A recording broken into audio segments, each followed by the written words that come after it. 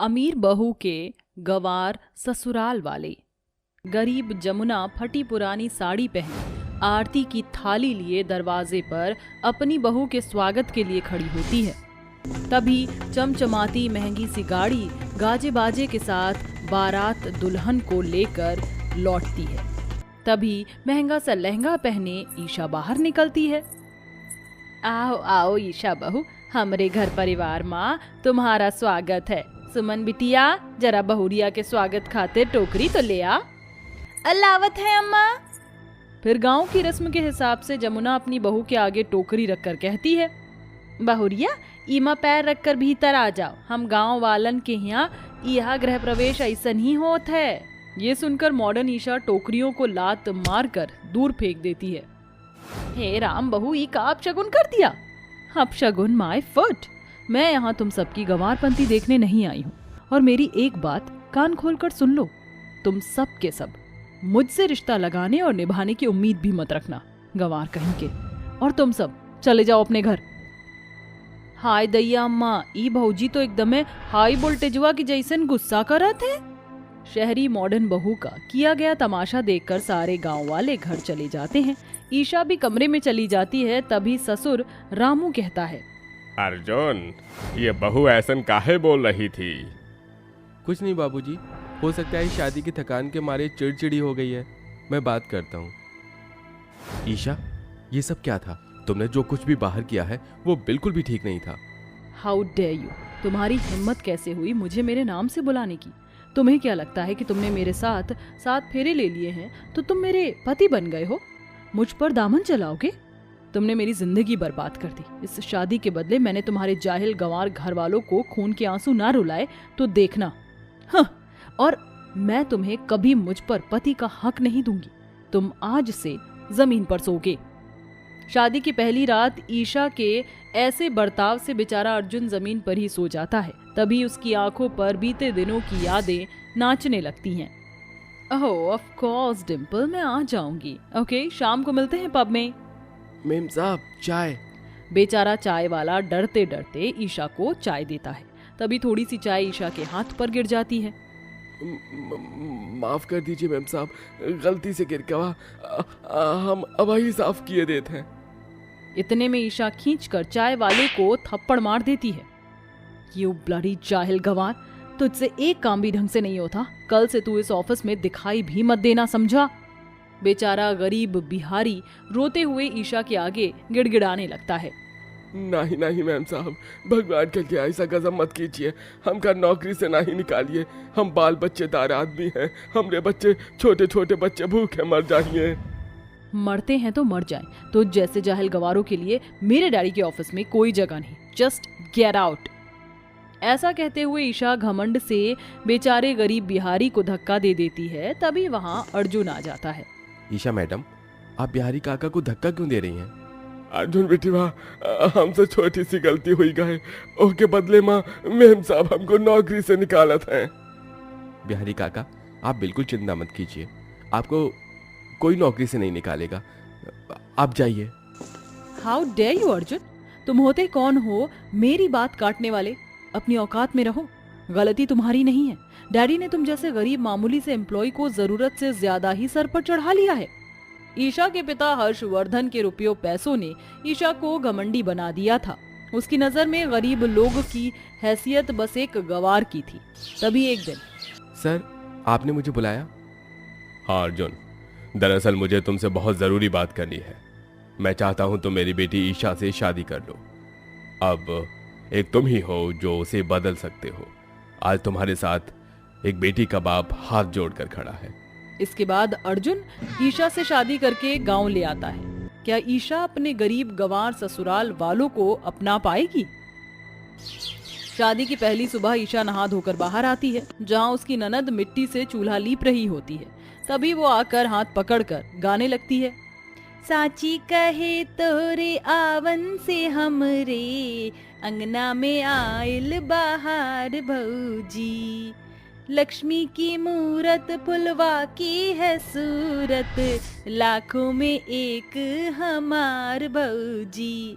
ए भौजी, भाभी आज ना हम बहुत ही खुश हैं, काहे कि आप हमरे लिए अपने हाथों से पूरी हलवा जो बनाओगी। मेरी गवार ननद, उसे हलवा नहीं हलवा कहते हैं। और दूर हटो मुझसे, ये क्या चिंगम की तरह मुझसे चिपकी हुई हो। भाभी आप तो हमरे लिए हलवा पूरी नहीं बनाओगी? मैं तुम्हारी नौकर नहीं हूँ जो तुम मुझे ऑर्डर दोगी और मैं तुम्हारे लिए हलवा पूरी बनाऊंगी। सासू माँ, मुझे भूख लगी है, जल्दी से मेरे लिए खाना बनाओ, वरना ये शहर से आई हुई बहू तुम गंवारों की पूरे गांव के सामने ऐसी जलालत करेगी कि जिंदगी भर नहीं भूल पाओगे। ये सुनकर बेचारे सास ससुर की आंखों में आंसू भर आते हैं और बेचारी जमुना चूल्हे का धुआं झेल कर अपनी अमीर बहू की फरमाइश का खाना बनाती है। वहीं जब ईशा अपने कमरे में आती है तो अर्जुन को सूटकेस पैक करता देखकर कहती है, अर्जुन कहाँ जा रहे हो तुम? ईशा, मैं शहर जा रहा हूँ। सर से बस शादी तक की ही छुट्टी ली थी। हाँ हाँ जाओ, क्योंकि अपने दम पर तो तुम कुछ नहीं कर सकते। ये तो मेरे डैडी की बदौलत है जो तुम्हारे इन गवार घर वालों को दाल रोटी भी नसीब हो रही है। इसीलिए तो मेरे डैडी का पैसा देकर तुमने मुझसे शादी की। ईशा, मैं तुम्हारे डैडी की इज्जत करता हूँ, इसलिए मैंने ये शादी की, मगर मैं अपनी मेहनत से अपना परिवार चला रहा हूँ और तुम्हारे डैडी के पास काम किए बिना भी मैं अपने परिवार को आगे भी खिला सकता हूँ। अब मैं अपने गांव में रहकर ही काम करूंगा। अपनी खुददारी के लिए अर्जुन नौकरी छोड़कर गांव में रहकर दिन भर मजदूरी करके 100-200 रुपए कमाता है। सासू माँ, खाने में क्या बनाए? दाल भात बनाया है बहू। तुम गंवार लोग रोज रोज दाल चावल खाकर पकते नहीं हो क्या? बहू, हम तो गांव के सीधे साधे लोग हैं और गरीबी माँ हमरे लिए तो दाल भात भी बहुत ही है। तुम ही खाओ ये घास फूस, मैं अपने लिए कुछ बाहर से ऑर्डर करके मंगवा लूंगी। गरीब गंवार कहीं के। ईशा अपने पैसों का घमंड दिखाकर बाहर से महंगा खाना मंगवाकर खा लेती है। ऐसे ही वक्त बीतता है। एक दिन ईशा जब शॉपिंग करके घर लौटती है तो उसकी सास और नंद आंगन में बैठकर गोबर से उपले बना रही होती हैं। तभी ईशा की सैंडल गोबर में सन जाती है और वो फिसलकर गोबर पर ही गिर जाती है। हे राम, ये का हुई गवा बहू, तू ठीक तो है? अपना ये झूठा दिखावा तुम दोनों अपने पास रखो, दूर हटो मुझसे। गंवार कहीं की, तुम्हारी वजह से मेरी इतनी महंगी ड्रेस खराब हो गई। ये बोलकर ईशा अपनी सास को धक्का दे देती है। तभी पीछे खड़ा उसका अमीर पिता हर्षवर्धन उसकी सास को संभाल लेता है। समधन जी, आप ठीक तो हैं? अपने पिता को देखते ही अमीर घमंडी ईशा झूठ मूठ कर रोने का नाटक करते हुए कहती है, आइए आइए डैडी और देख लीजिए, मेरे इन गंवार ससुराल वालों ने आपकी बेटी का क्या हाल बना दिया है। भाई साहब, आप अंदर आइए ना। सुमन बिटिया, नाश्ता लगाओ, भाऊजी के बाऊजी आइल है। जमुना अपनी साड़ी के फटे आंचल से कुर्सी साफ करके हिचकते हुए हर्षवर्धन को बैठने को कहती है। यहाँ बैठिए भाई साहब, हम चाय नाश्ता लावत हैं। जमुना और सुमन जल्दी से एक पुरानी सी प्लास्टिक की प्लेट में थोड़े से बिस्किट और नमकीन रखकर लाती है। तभी अमीर बहू अपने पिता के आगे गंवार ससुराल वालों की बेइज्जती करते हुए कहती है, अरे ओ मेरी गंवार सास और ननद, ये क्या आवत है जावत है लगा रखा है, और क्या स्वागत किया है तुमने मेरे डैडी का। वंडरफुल, ये सस्ता सा नाश्ता, कुत्तों वाला बिस्किट और 5 रुपए की नमकीन। तुम गरीबों की यही औकात है। ये सब सुनकर ईशा के गरीब ससुराल वालों की आंखों में आंसू भर आते हैं। तभी अर्जुन भी मिट्टी में सने गंदे कपड़े में पसीने से भीगा हुआ घर आ जाता है। तभी हर्षवर्धन अपनी बेटी को खींचकर एक थप्पड़ मारते हुए कहता है, बस ईशा बस, मुझे लगता था शायद तुम बदल जाओगी, मगर मैं गलत था। और अपने जिन ससुराल वालों को तुम गंवार कह रही हो ना, ये इनका बड़प्पन है जो इतनी बदतमीजियों के बाद भी वो तुम्हें अपने घर में रख रहे हैं।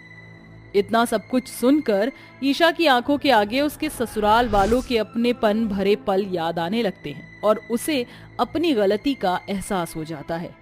आई एम सॉरी अर्जुन, मुझे माफ कर दो। सासू माँ, ससुर जी, आप भी मुझे माफ कर दीजिए। मैंने घमंड में आप लोगों को हमेशा गंवार बोला, मुझे माफ कर दीजिए। नहीं बहुरिया, रो नहीं, घर की लक्ष्मी के आंखों में आंसू अच्छा नहीं लगत है। हाँ बहू, जौन भी हुआ उको भूल के नई शुरुआत करते हैं। इसी के साथ शहर की मॉडर्न ईशा एक अच्छी बहू बनकर अपने ससुराल वालों के साथ गांव में ही खुशी खुशी रहने लगती है। हे भगवान, ये क्या हो गया? मैंने ऐसा कभी नहीं सोचा था। तूने मुझसे मेरी सारी खुशियां छीन ली। तूने मेरे सर पर दुखों का पहाड़ तोड़ दिया। ये क्या कर दिया भगवान, तूने ये क्या कर दिया। अपने आप को संभालने की कोशिश करो नंद जी। जो हुआ अब उसे कोई ठीक नहीं कर सकता। रचना अपनी नंद को सहानुभूति देती है, जिसके बाद वो गायत्री के पति का अंतिम संस्कार करवा देती है। गायत्री की शादी को अभी केवल 2 महीने ही हुए थे और अचानक ही एक दुर्घटना के दौरान उसके पति की मृत्यु हो गई थी, जिसके चलते अब उसकी सास गोमती ने उसका जीना हराम कर दिया था। मैंने उसको लच्छनी उल्टा कहीं की, तेरी वजह से मेरा बेटा इस दुनिया में नहीं रहा। अब तुझे मैं इस घर के अंदर रखकर भी क्या करूंगी। चल निकल जा इस घर से। एक तो पति भगवान को प्यारा हो गया, ऊपर से सास ने भी बेचारी गायत्री को घर से निकाल दिया। बेचारी गायत्री सफेद साड़ी में बारिश में भीगते हुए चली जाती है और चलते हुए एक टूटी फूटी झोपड़ी के पास पहुंच जाती है। हे दुर्गा माँ, ये सब मेरे साथ क्या हो रहा है और कब तक मैं ये सब बर्दाश्त करूंगी। मेरी गायत्री इतना कहने के बाद चुपचाप परेशान होकर बैठ जाती है, लेकिन वह दुर्गा माता को बहुत मानती थी, जिसके चलते वो उस झोपड़ी की साफ सफाई करती है और बाहर से मिट्टी लेकर एक दुर्गा माँ की मूर्ति बनाती है और उसकी स्थापना अपने घर में करती है। दुर्गा माँ, हमेशा मेरे छोटे से घर में खुशी बनाकर रखना। अब मैं अपने भैया के घर वापस नहीं जाऊंगी, नहीं तो उनकी और भी ज्यादा बदनामी हो जाएगी। गायत्री ऐसा सोच कर दुर्गा माँ की पूजा करती है, जिसके बाद वो उस झोपड़ी में रहने लगती है। वहीं दूसरी तरफ रचना कुछ ही दिन बाद अपनी नंद से मिलने उसके ससुराल जाती है। अरे जा जा, भाग गई तेरी ननद यहाँ से। इतनी उल्टा थी कि मनूस ने हमारी इज्जत भी नहीं रखी। गोमती की ऐसी बातें सुनकर रचना बहुत उदास मन से वहां से वापस लौटने लगती है, लेकिन उसके दिमाग में कुछ और चलता है। मेरी नंद तो ऐसी नहीं है जैसा उसकी सास ने मुझे बताया। मुझे दाल में कुछ काला लग रहा है, या फिर पूरी दाल ही काली है। रचना उसे यहाँ वहाँ बहुत ढूंढती है, लेकिन हर जगह ढूंढने के बाद भी उसे उसकी नंद कहीं नहीं मिलती, जिसके चलते वो बहुत ज्यादा परेशान होती है। दुर्गा माँ, मेरी ननद जहाँ कहीं भी हो उनकी रक्षा करना। उन्हें कुछ भी नहीं होना चाहिए और जल्दी से जल्दी मैं उन्हें ढूंढ लूं। बस मुझे इतनी हिम्मत और दे देना माँ। कुछ ही दूर चलने के बाद एक टूटी फूटी झोपड़ी में रचना को उसकी नंद मिल जाती है। नंद जी, आपने एक बार भी मेरे बारे में नहीं सोचा? अरे मैंने आपको कहाँ कहाँ नहीं ढूंढा। अगर आपकी सास ने आपको घर से निकाल दिया था तो एक बार अपनी भाभी और भैया के पास तो आकर देखते। क्या हम वहां आपको जगह नहीं देते रहने की? भाभी, मैं आना तो बहुत चाहती थी, लेकिन मैं अपने भैया के ऊपर बोझ नहीं बनना चाहती। मैं चाहती हूँ कि मैं अपने पैरों पर खड़ी हूँ।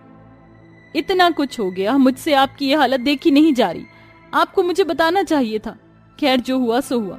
आपके विचार बहुत अच्छे हैं, मैं आपका साथ जरूर दूंगी। ये लो, ये फोन अपने पास रखो। कोई भी परेशानी हो तो मुझे बता देना। फोन देने के बाद रचना बाजार से कुछ जरूरी घरेलू सामान खरीद कर अपनी नंद को दे जाती है। ऐसे ही कुछ दिन बाद दुर्गा माँ के नवरात्रे आ जाते हैं, जिसके चलते बेचारी विधवा गायत्री नवरात्रि के व्रत रखने की सोचती है।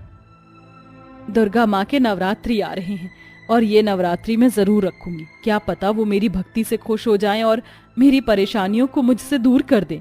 उसके पास पैसे नहीं थे, जिसके चलते वो फोन लेकर अपनी भाभी रचना को फोन करती है और अपनी परेशानी के बारे में बताती है, जिसे सुनने के बाद रचना अपनी नंद से कहती है, नंद जी, आपको परेशान होने की कोई जरूरत नहीं है। मैं आपके लिए जो भी आपकी जरूरत का सामान होगा सारा ले आऊंगी और माता रानी का प्रसाद, उनकी तस्वीर और नारियल भी ले आऊंगी। रचना ऐसा कहने के बाद फोन काट देती है और बाजार जाकर अपने पास बचे हुए पैसों से अपनी नंद की जरूरत के सारे सामान ले आती है। जितने मेरे पास पैसे थे उन सभी में मैं ये आपके लिए ले आई हूँ। वैसे नंद जी, ये और कब तक चलता रहेगा? मैं कब तक आपके भैया से ये बात छुपाऊंगी? उन्हें जिस दिन पता चल गया कि आप इतनी बुरी हालत में हो और मुझे सब कुछ पता था और मैंने उन्हें कुछ नहीं बताया, तो वो मेरा बहुत बुरा हाल कर देंगे। मुझे अपनी दुर्गा माँ पर भरोसा है, वो सब कुछ ठीक कर देंगी भाभी। रचना जाते वक्त भी गायत्री से यही कहती है कि कोई भी जरूरत पड़े तो वो उसे याद कर ले। ऐसे ही गायत्री विधवा होने के बाद भी सारे नवरात्रि रखती है और जब भी वह मंदिर जाती तो मंदिर पहुंचने पर गांव के लोग उसे ताने सुनाने लगते। हे भगवान, देखो तो सही इस मनहूस को, अपनी अपवित्र पैर यहाँ मंदिर तक ले आई। एक विधवा होकर ये मंदिर में कैसे आ रही है? इसे जरा भी शर्म नहीं आई। अरे तुम सभी लोग देख क्या रहे हो? इसे निकालो यहाँ से, ये इस मंदिर को अपवित्र कर देगी, विधवा कहीं की। गांव के सभी लोग उसे धक्के मारकर मंदिर से बाहर निकाल देते हैं। बेचारी रोते हुए वापस अपने टूटे फूटे झोपड़ी में आ जाती है और फूट फूट कर रोने लगती है। भूखे प्यासे वो 8 दिन काट तो लेती है, लेकिन जब 9वां दिन आता है तो उसके पास माता रानी का प्रसाद बनाने के लिए 1 रुपए तक नहीं होता। आज तो मुझे नवमी पूजनी है और 9 कन्याओं को बिठाकर भोजन भी खिलाना है, लेकिन मेरे पास तो प्रसाद बनाने के पैसे ही नहीं है। मैं भाभी को फोन करके उनसे सामान मंगवा लेती हूँ और वही मेरी मदद कर सकती हैं। गायत्री ऐसा सोचकर अपनी भाभी को फोन करती है और उनसे सामान लाने के लिए कह तो देती है, लेकिन फोन रखने के बाद उसकी भाभी रचना अपने आप से कहती है, आज तो राजन जी भी घर पर नहीं है। अब मैं क्या करूँ, किससे पैसे मांगू और कैसे अपनी ननद को पैसे देने जाऊं? अगर मैंने उसे सामान लाकर नहीं दिया तो वो अपनी नौमी पूज नहीं पाएगी। इधर रचना परेशान हो रही होती है तो उधर गायत्री को इंतजार करते करते बहुत ज्यादा समय हो जाता है और वह अपने घर की चौखट के बाहर अपनी भाभी का इंतजार कर रही होती है। काफी देर बाद उसकी रचना भाभी सामान लिए उसके घर पहुंच जाती हैं। अरे मुझे माफ करना, सामान ज्यादा लेना था और रास्ता दूर था इसलिए थोड़ी देरी हो गई। चलो नंद जी, हम दोनों मिलकर दुर्गा माता का भोज बना देते हैं।